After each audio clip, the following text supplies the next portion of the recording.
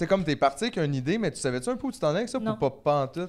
Non, mais tu sais, c'est une histoire, tu sais, c'est un roman qui parle beaucoup de solitude, qui parle d'idées suicidaires, qui parle de la mort aussi. C'est quelque chose qui m'habite depuis quelques années, qui revient en force, et qui c'est comme des vagues, là. Puis pendant la pandémie, ça m'a un peu regagné. Puis c'est ça, c'était juste avant, je pense en 2018, la fameuse entrevue.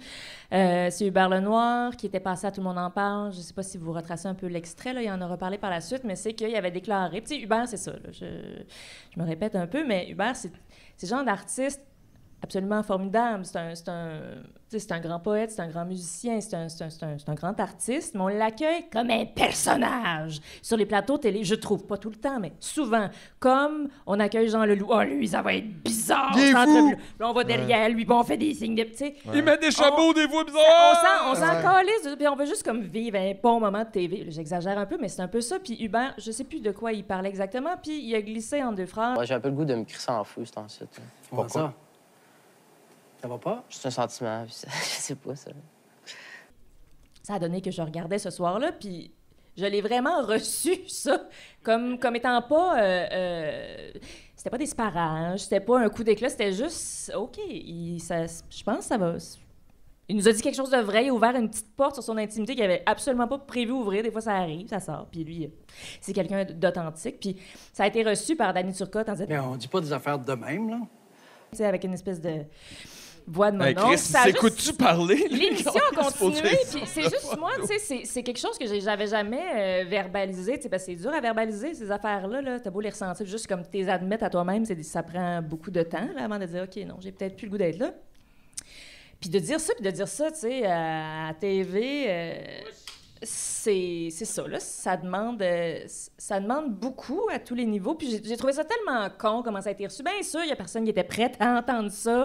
Moi-même, tu sais, je veux dire, n'importe qui, un ami, me dirait ça. Il y a personne qui a comme la petite trousse d'outils, on sait pas exact, tu sais. Mais juste comme, pas dire « Ferme ta gueule, on dit pas ça » ou « C'est bien con, puis ça va aller mieux », tu sais. Ça m'a tellement fait tu peux chier, dire ça là. à quelqu'un qui fait « Chris, des fois, je suis exaspéré. » Ils sont capables de répondre avec ça, mais il y a quelqu'un, mettons, un ministre ou whatever, qui dit...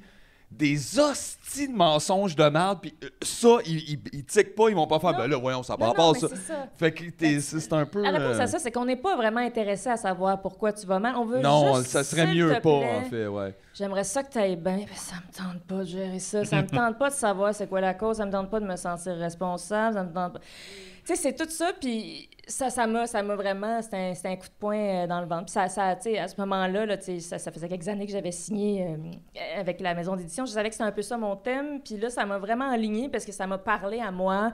Tu sais, ce roman-là, tu sais, c'est un peu une autofiction. C'est assez près de moi, la plupart des affaires qui sont écrites. J'y ai assisté ou je les ai vécues. Fait que ça a été...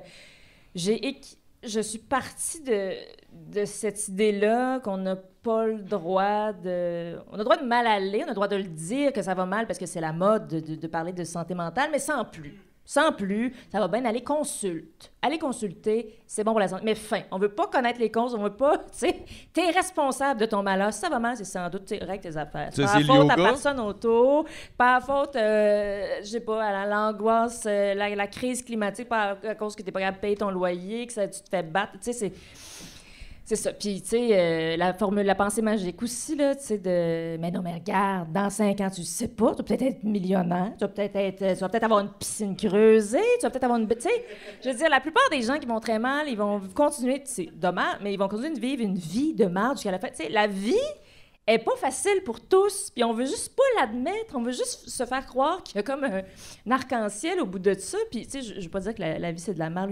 unilatéralement, mais c'est juste qu'on reconnaît pas... Moi le dire à la fin, on peut. Moi le dire à la fin.